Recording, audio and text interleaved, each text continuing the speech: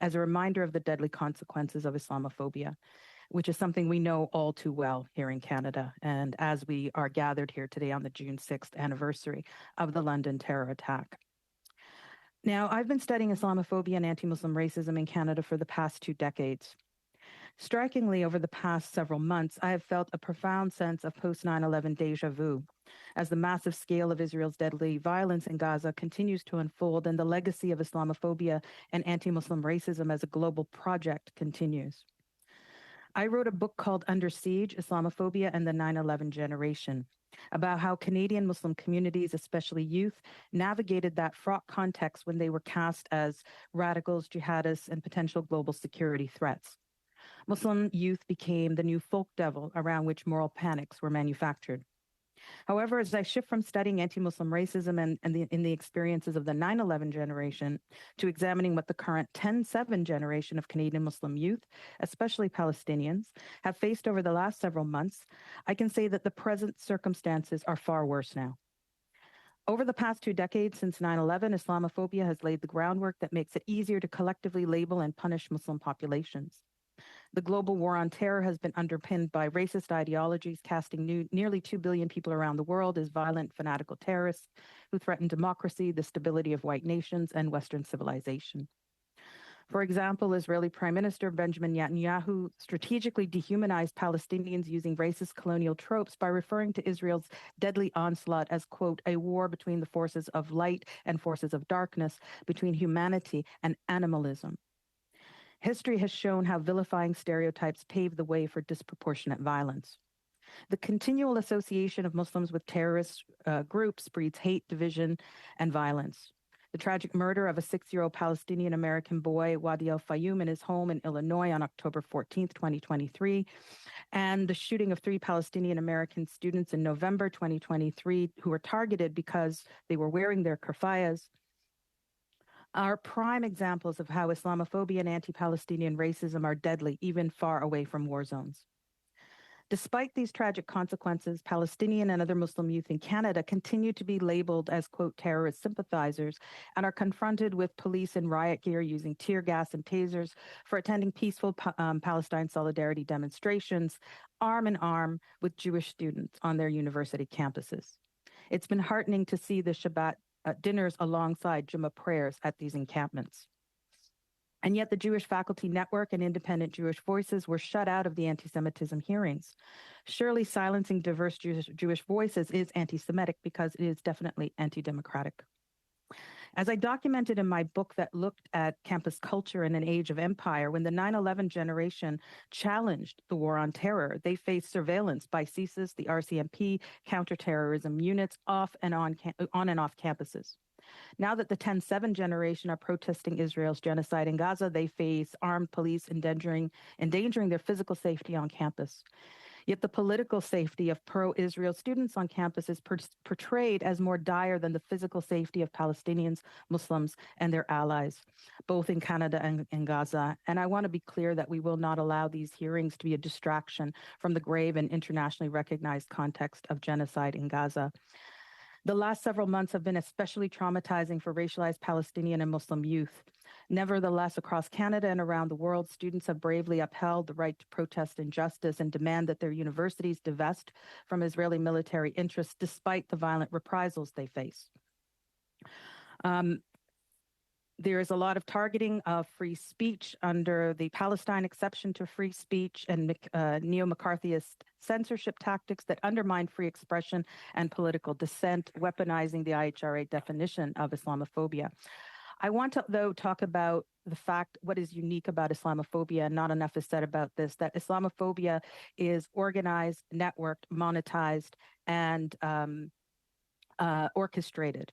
And there's many examples of this, which I talk about in my book-length report on the Canadian Islamophobia industry, mapping Islamophobia's ecosystem just to in the Great White North.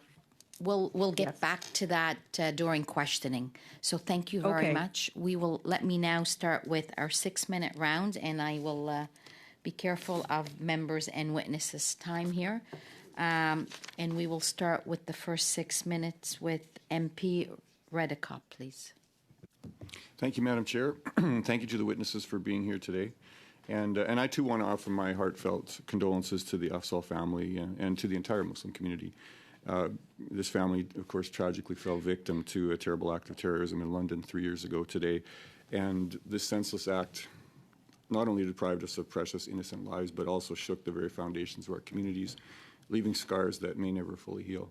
The pain and loss experienced by the Afzal family and countless others affected by other acts of violence serve as stark reminders of the urgent need to confront and eradicate Islamophobia in all its forms. And even in Saskatoon, we've had incidents like this. In 2021, Mohammed Kashif was out for a morning walk at 5:30 in the morning, and he was attacked. He was not only was he stabbed, but his beard was cut, and I know that hurt him very, very deeply. And so these acts are happening right across the country. And it's imperative that we stand united in condemning such acts of bigotry and hatred, reaffirming our unwavering commitment to the principles of equality, diversity, and respect for all. Prior to 2019, my interactions with the Muslim community were limited. However, since becoming an MP, I've endeavored to cultivate sincere relationships with my Muslim brothers and sisters. And I've done this not only in Saskatoon, where I represent the riding of Saskatoon West, but also in the Toronto and the Greater GTA area, working with other Conservatives to build meaningful relationships within the Muslim community in Canada. And what I've discovered is that Muslim people embody the values of faith, family, freedom, and of course these are basic conservative values. And of course Muslims make significant contributions in a very positive way to our community. So it's been a very great honor for me to develop relationships within the Muslim community. And Dr. Ayman, if we're to reduce Islamophobia, do you believe that we need to encourage the building of relationships between Muslims in Canada and all the other people groups that we have? And if so, how do we best accomplish this task? Thank you for the question. No, I think creating more positive relationships are always a better mechanism than otherwise. In terms of the how, I think that there's many mechanisms for us to do that. I'm grateful for the government's support of the Muslims in Canada Archives, which we run at the Institute of Islamic Studies. And I can say one of the things we're experimenting with is storytelling through material culture and artifacts that we've now collected. And so storytelling offers one. Beyond that, I do think, and part of what I would like to remind based on my written submission, is I also think we need to take accountability. I think accountability and a hard look at our own institutions and the policies that we have put into place need to be addressed. And I'm happy to provide a brief on some recommendations I've made in other settings relative to that, whether to the federal or provincial government. Thank you. And do you think that education and awareness initiatives are helpful in combating Islamophobia? I think education and initiatives can be very helpful in this context. Again, the issue is in the how and how it's centered. So we've chosen in various ways to center the voices of those that have oftentimes been marginalized from our mainstream media. The Muslims in Canada Archives, for example, is one where we try to center the voice of Muslims through their artifacts. We oversee a Hearing Palestine program where the idea is to center the voices of Palestinian Canadians and others to center that narrative. And so the challenge, of course, is creating the space for centering those voices. But I would hope that we could continue doing that. Thank you. You're well aware, I believe, of Senator Toulajan, who's a Muslim conservative senator. And of course, she's dedicated a considerable part of her career to fostering understanding among diverse communities. And it was through her leadership that the Senate produced the study on Islamophobia, and I'm sure you've read that. Several of the recommendations in there dealt with the CRA and their decisions related to the charitable status of several Muslim organizations. And I've spoken with several of these organizations and heard firsthand the difficulties that they encountered with the CRA. So Dr. Ayman, what changes would you like to see within CRA to ensure that Muslim charities are treated the same as all other organizations? I think that the biggest challenge with the CRA is that the CRA is a tool or an instrument of a whole of government policy regarding national security. And one of the challenges that I've noticed is that as an executive arm of the tax authority, they're subject to policies from public safety, from the Ministry of Finance, and so on and so forth. What I would ask is if it's possible to draw upon the NERA report that our working group did, is one of the concerns that I have is because Muslim charities are uniquely related to the larger world of anti-terror financing, we will really need to start thinking hard about how our national security regimes are also accounting for policies like GBA Plus coming out of wage, as well as Charter Section 15 concerns. And so I would hope that the committee would take a look at that working group report with the Minister of National Revenue, and that which outlines in greater detail how we locate these issues. So within CRA itself, do you believe that there are things that need to be updated and changed, regardless of the whole of government side of it? Well, I do think that as we think about the national security regime and the way it operates against, in the case of anti-terror financing across 13 to 15 agencies, one of which is the CRA, we would need to think about how units like RAD, for instance, and the Charities Directorate are incorporating Section 15 and GBA Plus models, where they're very good at incorporating FATF recommendations and guidelines, and they're very explicit about it. Thank you very much. I think we need the same explicitness. Thank you. We'll now go to MP Ehsassi, please. Thank you, Madam Chair, and allow me to start off by thanking our witnesses. I have to confess that I found your opening remarks very, very helpful. In particular, the distinction between anti-Palestinian hate and Islamophobia, as well as the need to look at this from a comparative context. Obviously, Islamophobia, regrettably, is alive and well, and it's incumbent upon all of us to take it very, very seriously, especially on a day like this. The third anniversary of the incident, the tragic incident in London. So if I could start off by a question from Professor Zine. Professor Zine, we heard that arguably Islamophobia is raging here in Canada more than it is in other jurisdictions around the world, other G7 countries. First of all, would you agree with that? And secondly, to the extent that that may very well be true, why is that? Could you kindly advise as to what it is that we're not doing sufficiently in Canada? So, Dr. Eamon, before you start, could you please push the microphone a little bit to what? Further from your beard. Okay, thank you. I think that question was directed toward me, so I will respond to that. Okay, apologies, yes. I think what was said earlier was the fact that Canada, leads the G7 in terms of the kinds of violent attacks that have been perpetrated, deadly attacks against Muslims. And so that is something that is unique about what we've seen in Canada. However, Islamophobia is, as I've mentioned earlier, global scourge, global condition, and it has its own sort of national variants and histories and so on that we are seeing. And, within that context, I think one of the things I've mentioned that I didn't get to talk about what is unique about Islamophobia, and, particularly in Canada and the United States and elsewhere, but it hasn't been as well documented outside of these two jurisdictions, is the way that Islamophobia is networked and pervaded through various groups in this country, for example, through white nationalists, far-right media, Islamophobia influencers, Muslim dissidents, Hindutva activists, pro-Israel fringe right groups, conservative think tanks, and security experts who all work together in concerted ways to promote demonizing anti-Muslim campaigns. And that's something I documented in a 250-page report on the Canadian Islamophobia industry. And that's something that's unique to Islamophobia as a form of oppression, in that there is an industry behind its promotion. For example, in the United States, the Islamophobia industry circulates a staggering $1.5 billion through 39 anti-Muslim organizations to promote about Islamophobic propaganda. So this is something that is very unique to Islamophobia, and I've documented what those associations and networks look like in this country. And I think that that's something to really begin to consider. We need to understand how a form of oppression is constructed, how it operates, in order to then understand how to intervene in it. And that's why I want to also echo that it is important to look at Islamophobia as intersectional.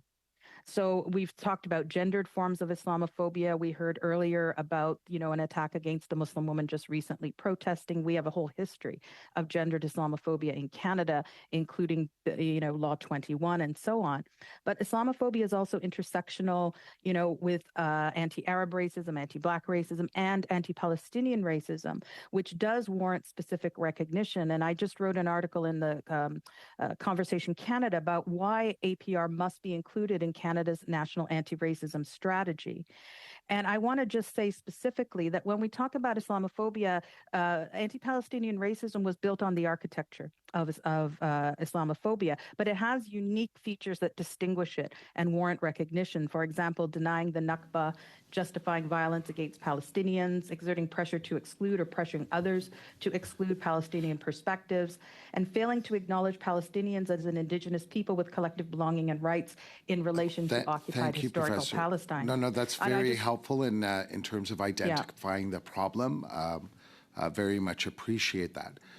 But as lawmakers, the question remains: what is the solution, and what would you recommend in favor of? What would be the measures that you think could be very helpful in pushing back Islamophobia?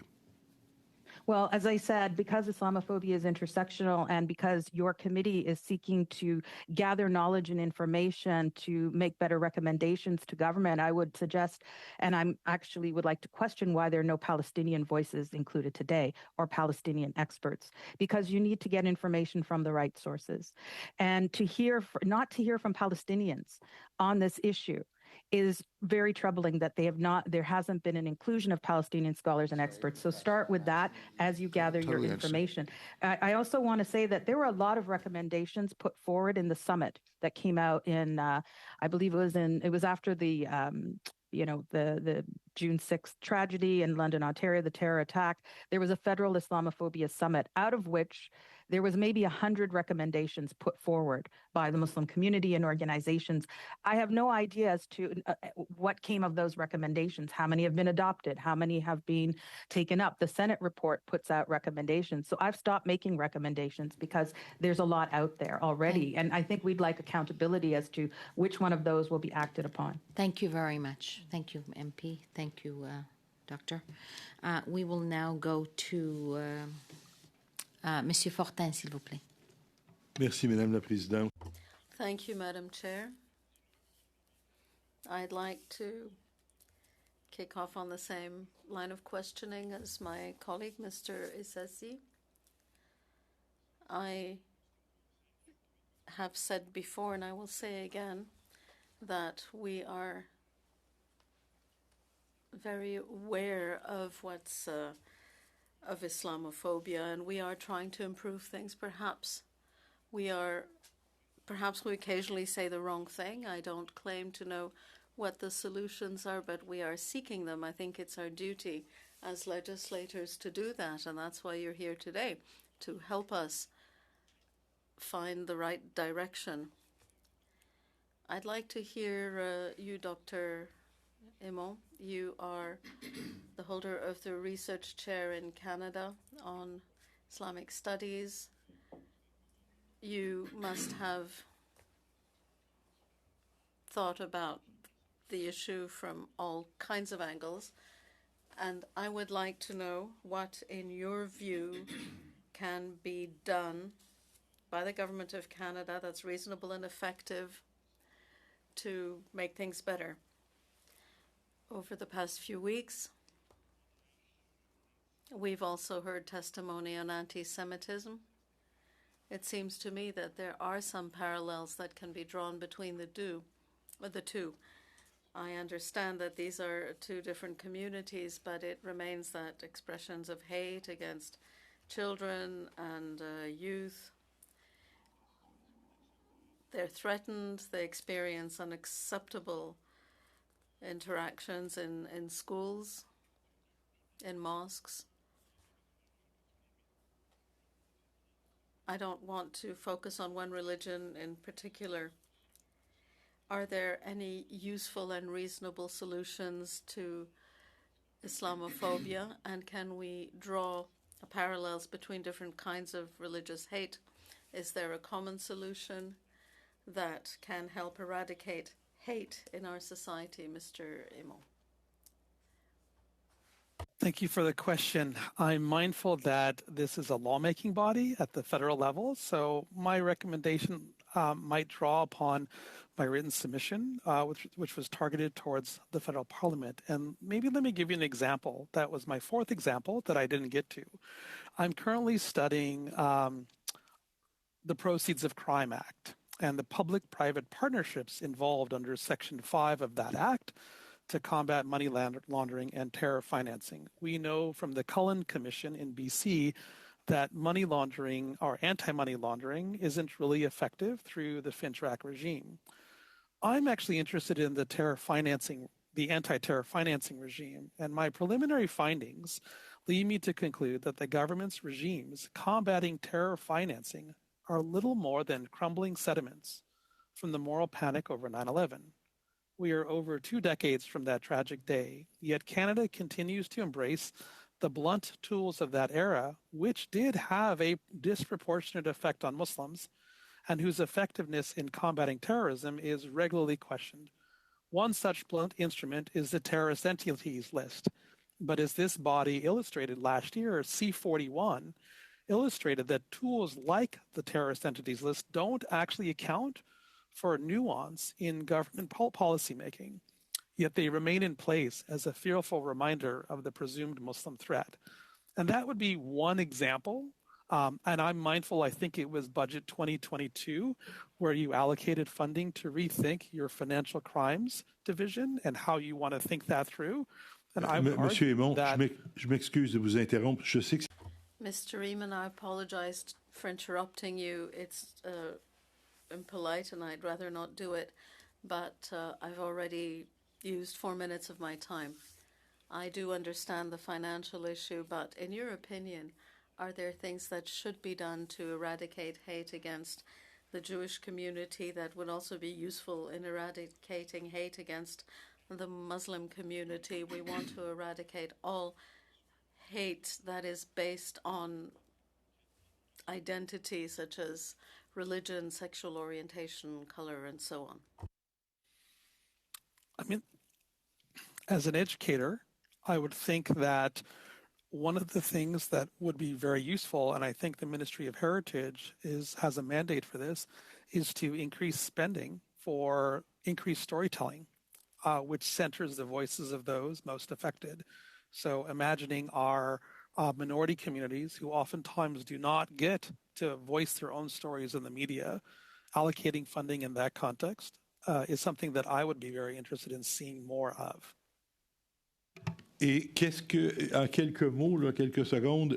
So, very quickly, I'm going a bit off topic here, but your view on the problem of anti-Semitism, should we tackle it or should we be looking only at Islamophobia? How do you see the relationship between the two? I'm mindful that last week you heard from specialists and scholars on this topic, and so I would defer to them. Obviously, the government of Canada should be tackling all forms of hate, not just one or the other. But as I'm not a specialist in that area, and I would defer to the experts you brought in last week. Thank you very much. Merci, Monsieur Aymon. Garrison. Thank you very much, Madam Chair, and of course, thanks once again to the witnesses for being with us today. Madam Chair, the fact that one of our witnesses was not able to appear for technical reasons, I appreciate you're going to make attempts to make sure that witness will be able to be with us on Monday. Is that what I understood you saying?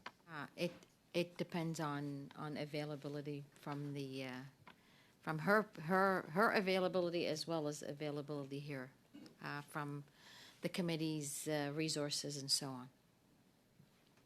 I can't guarantee that for you, Mr. Garrison, just to put that on record. Okay. But we'll see what we can do. What I'm acknowledging is that you will attempt to do so. I was not expecting an ironclad guarantee.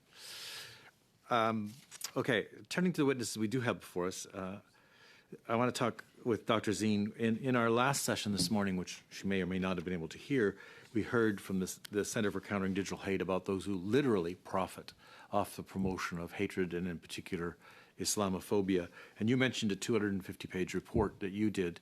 So I'd like you to say a bit more about whether your findings were that people were literally profiting in financial terms or more generally profiting in terms of advancing their objectives. Thank you for that question. And the answer is kind of both, right? There's a lot of people who have become careerist when it comes to Islamophobia, folks that I refer to as Islamophobia influencers who have large platforms, digital platforms on YouTube and other kinds of social media, where they get a lot of traction and are able to purvey their ideas with a great deal of impunity. And that allows them to profit, financially from that. There's been a lot of research done in the United States, and I'd like to see more of that kind of work done in Canada that sort of follows that money trail, because they found in the United States that, as I mentioned, there's about $1.5 billion that flows through various philanthropic organizations through the use of donor-advised funds that gets filtered into about 39 anti-Muslim organizations who 24/7, their mandate is to promote anti-Muslim conspiracy theories and propaganda. And all of that, as we know, is what is the breeding ground for Islamophobic violence. Those ideas then become part of various echo chambers. They become dog whistles. They get picked up by media, by politicians sometimes. And so it's very insidious and nefarious, the ways in which those echo chambers work, how they filter into public opinion. If you look at public opinion polls in Canada over the last 2 decades, which I did in my report, you will find very problematic statistics that show us that, a lot of Canadians distrust Muslims, or many, I think about a quarter of Canadians, after Donald Trump instituted the Muslim ban in the United States, 24% of Canadians also felt that Canada should do the same. There's a lot of statistics which we put together in the report that looks at what Canadian polls tell us about the public sentiment about the Muslim presence in this country. And so, going back to your question about who profits from this purveyance of anti-Muslim bigotry. Certainly there are political agendas that are advanced because of this. There are independent careers. There are, folks like the Rebel Media and others in Canada that are, regularly putting out content that is promoting anti-Muslim animus. And many of their influencers, even, the white nationalist Tommy Robinson in the UK was funded by the Shulman Foundation in the United States, $5,000 a month, I believe. I could be, I think that's the figure to be an intern at Rebel Media. So we see some of these kinds of flows coming into Canada, but we've not been able to do the kind of forensic accounting to see exactly where that money comes from and is going in the way that they've been able to document it in the United States. But those figures there, I'm sure you'll agree, are quite staggering and a cause of concern. So I was able to see where through some of those organizations, they co-sponsored events with Canadian organizations that are part of the Islamophobia industry. So you see that support coming in through, very tangible ways and through other ways where they amplify each other's work and they create that wider echo chamber for those ideas to flourish and to be part of what was discussed this morning as part of that illusory truth effect. Like if you repeat a lie enough times, people start to perceive it as truth. And in a post-truth world where you really don't need facts anymore, it's just appeals to sentiments, and facts become, really casualties of the post-truth context. Those kinds of campaigns are very effective and troubling.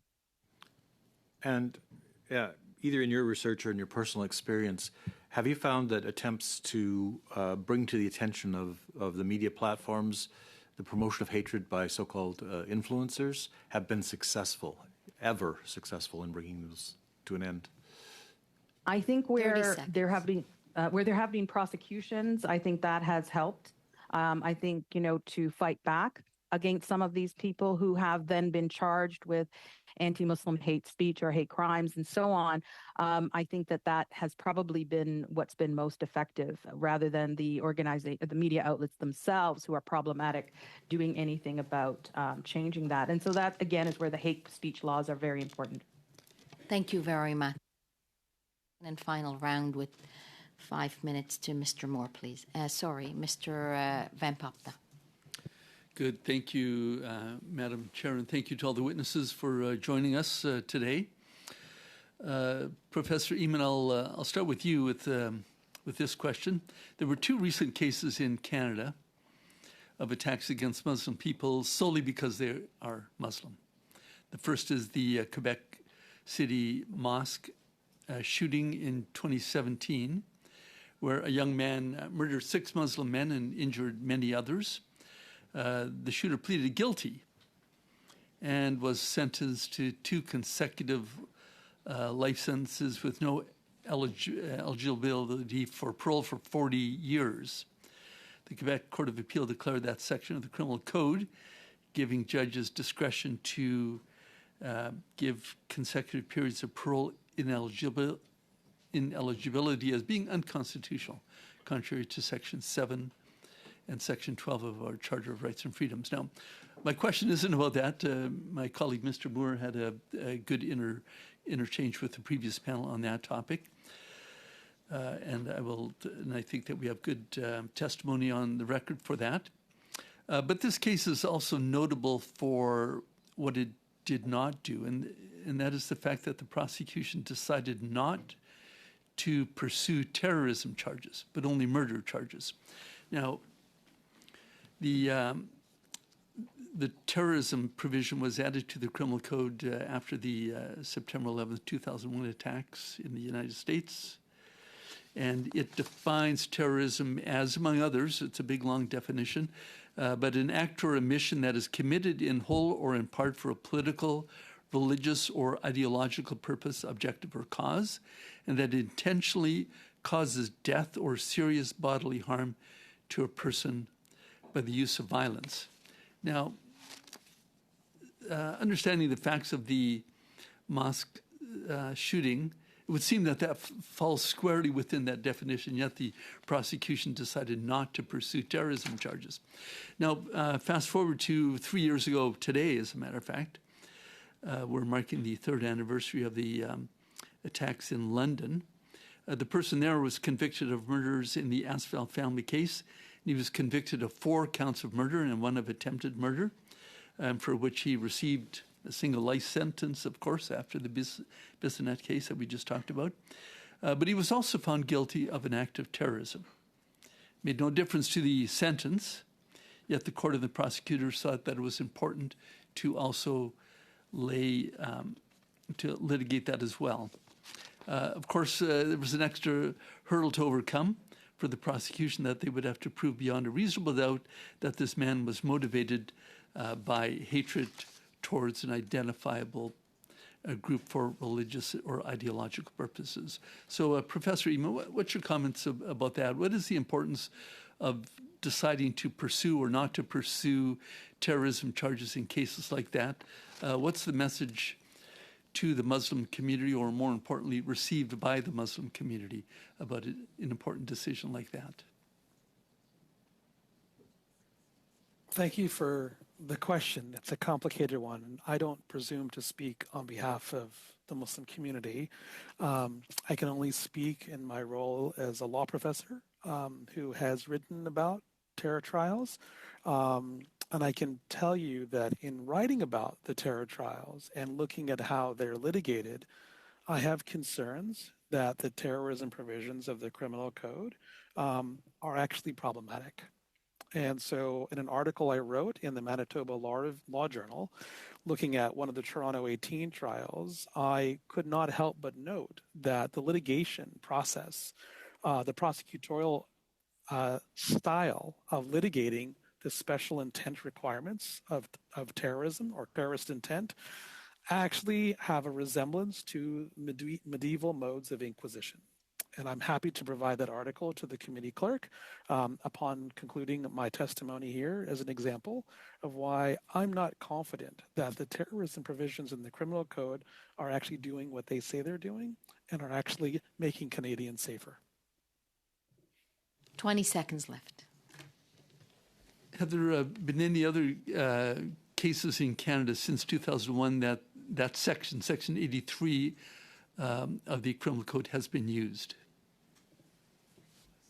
I'm not familiar. I other than the one case that I've examined in depth, I haven't followed that particular issue as much as I would like to enable me to answer. But thank you for the question. Thank you very much for the response. We'll now go 5 minutes to Mr. Shafkat Ali, Member of Parliament. Thank you. Thank you, Chair, and thank you to the witnesses for appearing before the committee. My question is to Dr. Zine. Dr. Zine, I just want to kind of expand on like intersectional Islamophobia. My colleague Ali Asasi had asked a question, and you were expanding on that. That your article in last October, how Islamophobia and anti-Palestinian racism are manufactured through disinformation, that examined some dark manifestations of Islamophobia. Could you expand on this? Your thinking how that widespread Islamophobic sentiments lead to tragedy and bad public policy.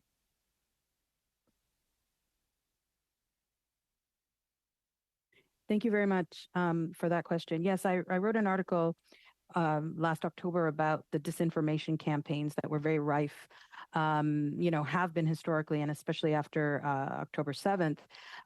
Those campaigns already had the infrastructure to begin to continue to purvey a lot of disinformation about Muslims and Palestinians. That is, of course, has material consequences. And I already talked about some of the attacks in the United States with students being shot and a young boy, 6-year-old, being killed. We already know what happened in London, Ontario on this day 3 years ago. And if you talk about, we were hearing about sentencing and so on about the assailant in that attack, you also have to realize what motivated him. And he talked about the Great Replacement theory, which was also discussed earlier today, the ideas of white genocide. He talked about white nationalism, and we have to get them before they get us. And so there's a lot there in terms of looking at what were some of the drivers and some of the kinds of ideologies that support acts of terror.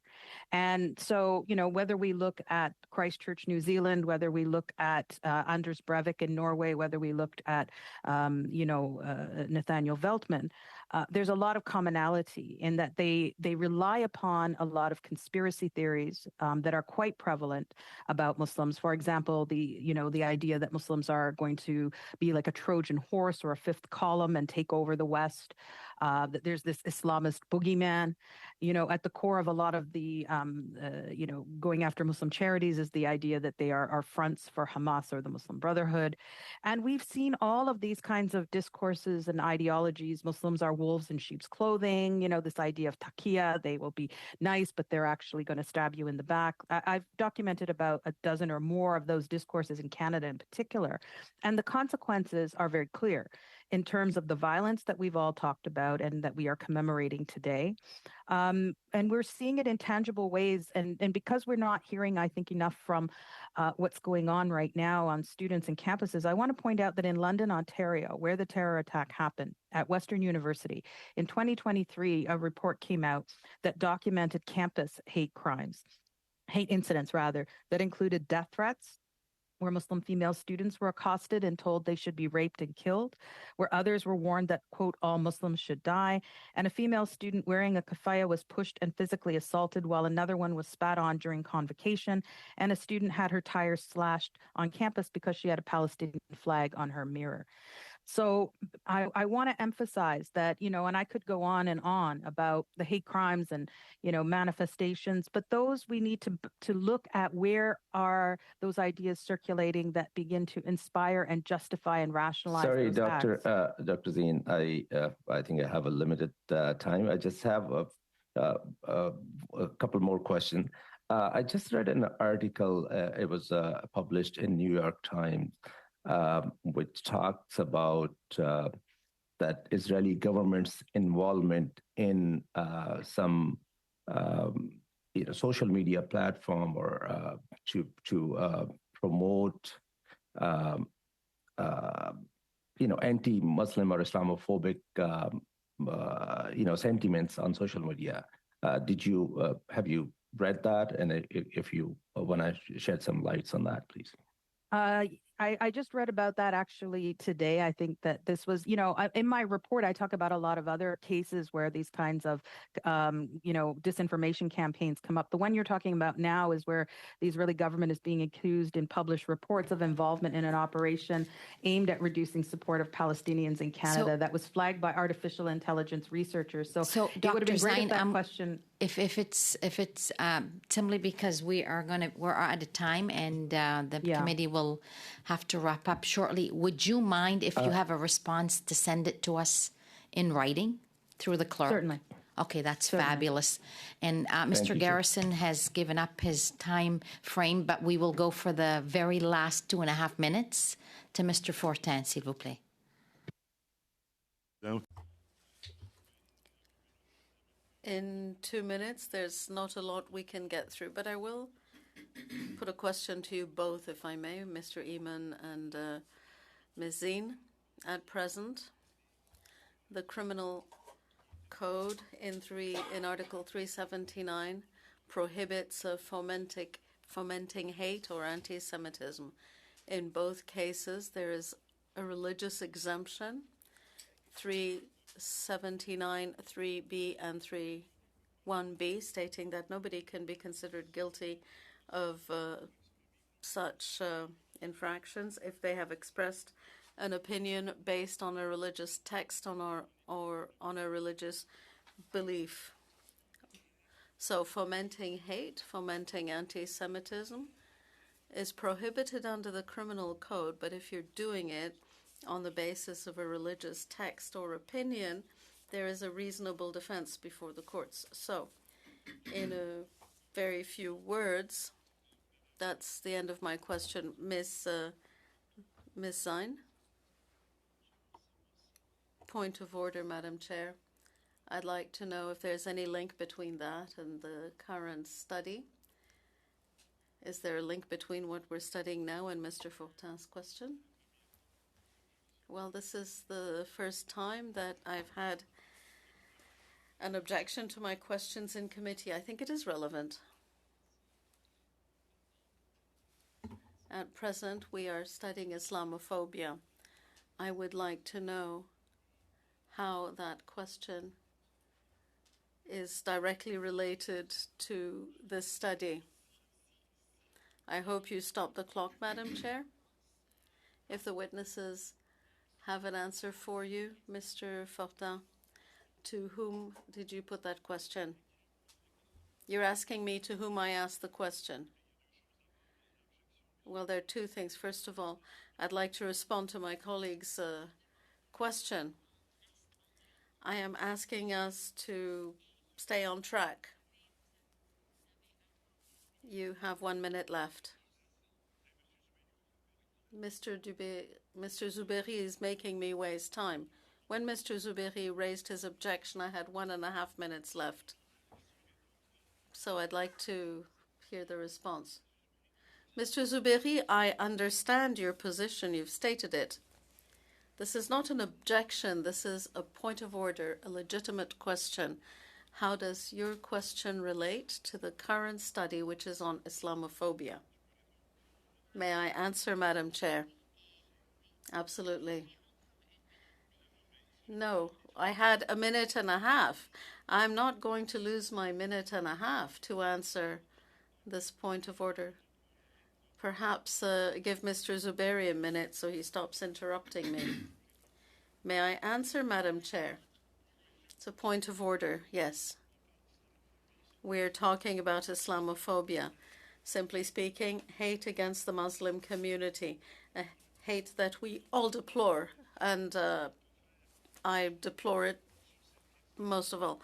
What can I do as a legislator? That's my question. So I'm referring to an article in the Criminal Code that prohibits fomenting hate against, among others, Muslims. But there is an exemption. Mr. Fortin, I heard, please stop, please stop. I've heard the point of order, I've heard your response, and my comment is this. If the witnesses would like to answer, they may go ahead.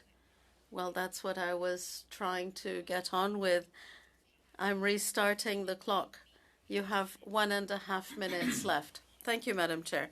I'd like to know what Mr. Eamon and Ms. Zine think. I won't repeat the question. It's on the record. Should we or should we not maintain the exemption of